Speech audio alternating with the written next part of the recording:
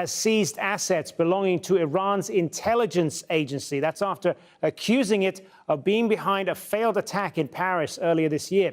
It says the intelligence unit tried to bomb an exiled Iranian opposition rally in June. An Iranian diplomat was arrested in Austria a month later. The US President's lawyer, Rudy Giuliani, and several former European and Arab ministers attended that rally. Afshin Shahi is a senior lecturer in international relations and Middle East politics at the University of Bradford. He joins us now from there. Thanks very much for being with us. So what do you think is going on here then? Actually, this could not come in a worse time for President Rouhani. President Rouhani went to New York last week, and actually when he came back to Tehran, he claimed that he had a diplomatic triumph to mobilize the Europeans, the French and the Russian counterparts to rally against the US. And what is happening right now in France is going to systematically undermine President Rouhani's effort to mobilize European support against the increasing pressures which are mounting day after day, week after week by the United States. And in addition to the operation that you just mentioned, something else also happened in the north of the country. A Shia religious center was actually surged today. There was a major operation in north of France, and a few people have been arrested, and the French authorities have not provided a lot of details.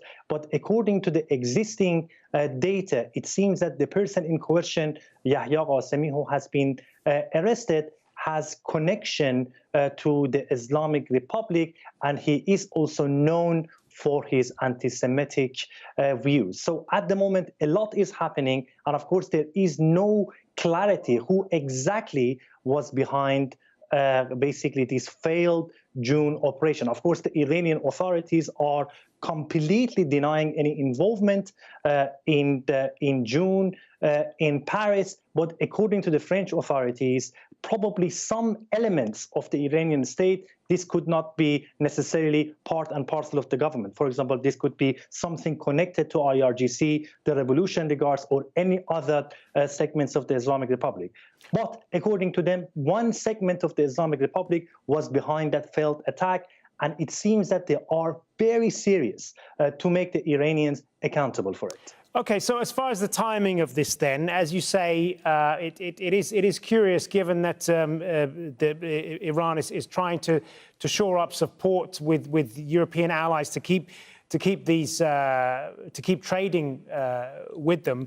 So what does that tell us then about the leadership in Iran and the competing factions there? Could this have been the work of hardline elements who have been opposed to the Iran nuclear deal from the beginning? Because, of course, if you look at kind of the wider picture, the Iranian government, I'm talking about the segment of the state which is represented by President Rouhani or the Foreign Secretary, Mr. Zarifi, they have no interest whatsoever to create this kind of controversy in the center of Europe. After all, over the last 4 or 5 years, they have been constantly saying that actually this deal, this nuclear deal, is the best thing that could happen to Iran in this situation. And certainly over the last 18 months, since President Trump has come to power, they have been desperately trying to preserve it in one way or another.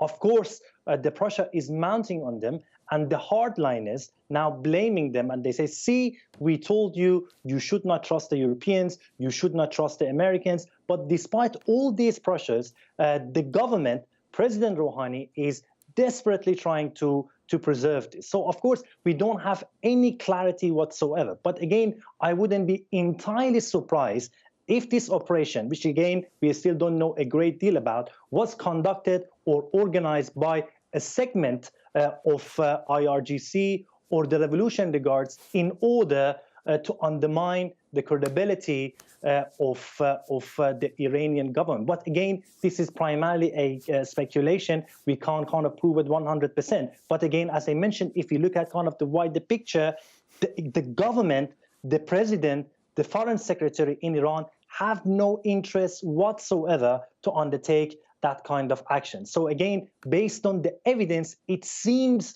basically this is once again a perfect manifestation of Iranian factionalism, Iranian political factionalism in practice. When various segments, various factions of the state kind of compete not only on the internal stage, but also on the external stage, which can actually have a profound impact and profound consequences for the country in the short and long-term future. Afshin Shahi, good to speak with you.